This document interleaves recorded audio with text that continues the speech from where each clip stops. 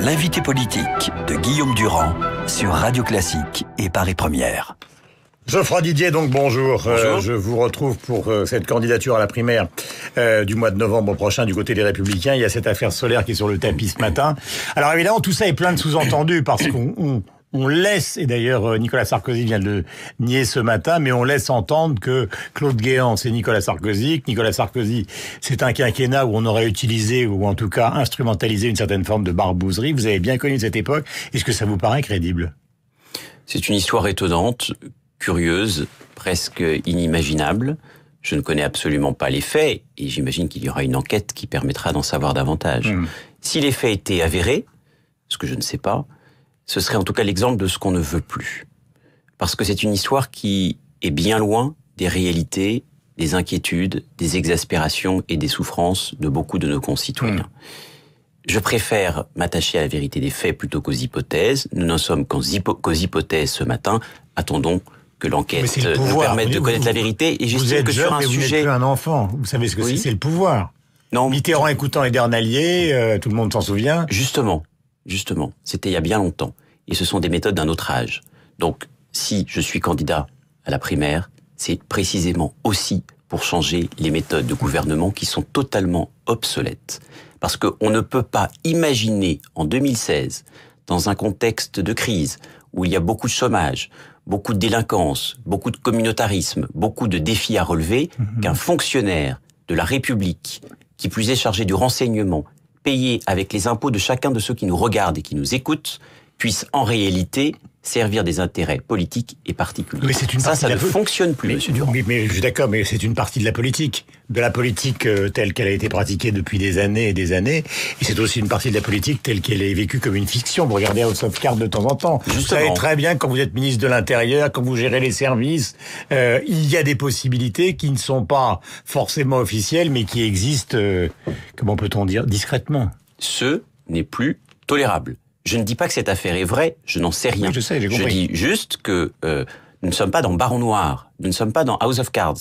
Nous sommes en 2016, en France, dans un pays qui doute, avec une colère qui monte dans notre... Mais dans toutes les catégories de population, d'ailleurs. Pas uniquement dans ceux qui galèrent, dans ceux qui ont besoin de la solidarité, mais aussi dans ceux qui ont travaillé et qui se retrouvent au chômage, dans tous ces chômeurs de longue durée qu'on n'accompagne pas suffisamment. Est-ce qu'on peut interpréter ça de votre part, non seulement comme une rupture par rapport à ce qu'a été la gestion de la politique en France, mais également une rupture à l'égard de Nicolas Sarkozy ? Mais c'est pas une question de Nicolas Sarkozy. Si. Mais savez-vous si c'est Nicolas Sarkozy qui est à l'origine de cela ? Moi, je n'en sais rien. Non, mais pas du tout. Je vous demande si vous avez le sentiment que pour vous, cette candidature aux primaires est aussi une rupture par rapport à celui qui a été, disons, une sorte de mentor pour vous.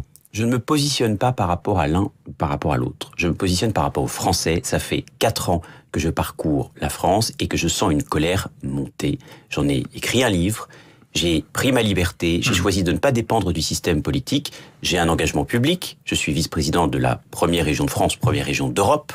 Et en même temps, j'ai un métier, je suis en phase avec la société, je suis avocat, je l'exerce au quotidien parce que je refuse la professionnalisation de la vie politique. Cet entre-soi qui éloigne des réalités et qui fait que les politiques vivent dans une bulle. Et je pense qu'il est sain et utile qu'aujourd'hui, il y ait un regard neuf, avec une structure de pensée différente qui s'invite dans le débat. Et j'estime que c'est une chose que les Français attendent en réalité. Parce que regardez ce qui s'est passé dans les autres démocraties occidentales. Je ne me compare pas à qui que ce soit, mais... Cameron, 49 ans... Matteo Renzi, 39 ans. Ouais. Il n'avait pas été ministre avant. Non, mais ça ne l'empêche pas aussi d'avoir fait des réformes de structure et d'avoir été beaucoup plus courageux et audacieux que beaucoup de responsables politiques de gauche, mais aussi de droite. Pourquoi vous avez pris cette décision ? Je vous parle, j'allais dire humainement. Pourquoi vous avez pris cette décision ? C'est pas humainement. Parce qu'il y a plein de gens... C'est parce que je ressentais le besoin de porter mes convictions. J'ai aujourd'hui le sentiment du devoir accompli, puisque je vois la question que vous alliez me poser. Mais par rapport à Nicolas Sarkozy, n'êtes-vous pas un poisson pilote de Nicolas Sarkozy ? Je ne suis le poisson pilote de personne, je veux être le poisson pilote des Français, à la limite. C'est-à-dire que ce que je souhaite, c'est porter mes convictions, et j'estime, monsieur Durand, qu'on n'a pas besoin d'être un ex-président de la République, un ex-premier ministre ou un ex-ministre pour avoir le droit de porter ses convictions dans notre pays. Et si donc à la question, qu'est-ce qu'il fait là aux primaires, vous répondez... Ceux qui avaient déjà gouverné avaient si bien réussi et avaient réglé tous nos problèmes, ça se saurait et je ne serais effectivement sans doute pas là à ce micro. Mais dans ce registre-là, il y a des gens comme Macron qui ont comment peut-on dire, des longueurs d'avance sur vous. Lui aussi, il a un métier, maintenant il a un mouvement, il est extrêmement populaire derrière Alain Juppé. Donc finalement, dans le concours de je suis jeune, je suis beau et je vais faire ce que les autres n'ont pas fait, vous ne partez pas non plus favori. Emmanuel Macron a même un autre fait caractéristique, c'est qu'il est le ministre de François Hollande. J'ai cette chance-là, effectivement, de ne pas être complice de ce pouvoir qui nous mène dans le mur. Parce que je veux bien qu'Emmanuel Macron, et je suis sensible à sa liberté de ton et à sa capacité à bousculer son propre système, mais il prétend être en marche. Mais en marche vers quoi? Parce que pour l'instant, il marche en crabe. Il marche en crabe parce que d'un côté, il fait semblant de prendre sa liberté, et de l'autre, en réalité, il reste totalement attaché à François Hollande et il est complice de ce que François Hollande est en train de faire, qui, soit par son idéologie, soit par sa force d'inertie, nous mène dans le mur. Donc moi, ce que je souhaiterais, c'est qu'Emmanuel Macron prenne ses responsabilités, ait un peu de courage et l'audace de s'affranchir et de se libérer de François Hollande. Et dans ces cas-là, nous pourrons éventuellement travailler ensemble. C'est-à-dire que s'il quitte le gouvernement, vous pourriez adhérer à En Marche? Je suis de droite, mais je ne suis pas sectaire. Non. Il peut aussi adhérer à mon mouvement et à la relève. Pourquoi ce serait absolument... Eh ben moi non plus, à ce moment-là, je n'ai pas d'intérêt. Oui. L'intérêt, c'est l'intérêt général qu'on peut essayer de rechercher. Et je suis d'accord avec vous sur le fait qu'il y a certaines urgences nationales qui méritent qu'on mette ces postures au vestiaire et qu'on ne se cantonne pas à un clivage droite-gauche qui est parfois trop simpliste. Et en même temps, c'est bien d'avoir son identité. Je suis de droite, je l'assume, j'ai fondé la droite forte et j'estime aujourd'hui que ma campagne et que ma candidature est le prolongement naturel de ce mouvement politique que nous avions. J'ai beaucoup de questions. Alors, qui sont des questions simples. Parrainage, vous les aurez? Bien sûr, parce qu'en réalité, la plupart des élus locaux et nationaux sentent aussi que nous sommes assis sur une cocotte minute. Il faut un parlementaire et des parlementaires proches des Républicains et de l'UDI, maintenant. Exactement. Donc vous les aurez? Mais vous y travaillez ou vous les aurez? Mon but, j'y travaille et mon but est de les avoir et je pense que je les aurai parce que je ne ferai pas une campagne, vous savez, avec un luxueux QG ou avec des meetings à plusieurs centaines de milliers d'euros comme d'autres candidats le font.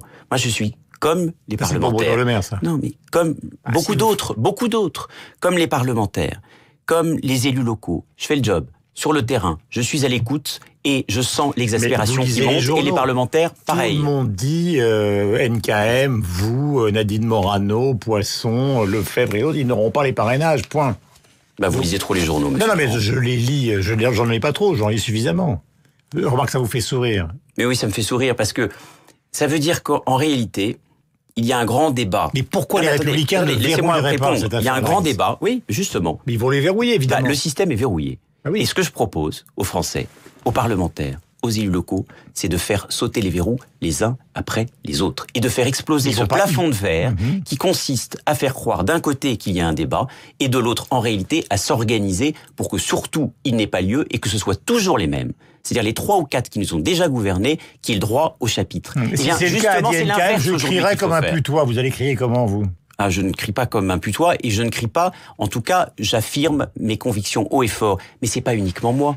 Je ne suis qu'un véhicule et un porte-voix. Ce qui m'intéresse, c'est que les Français partagent cette conviction selon laquelle on n'a pas besoin d'avoir beaucoup de médailles à son veston pour avoir aussi le droit de porter ses convictions. Est-ce que François Hollande va participer demain soir à une émission truquée?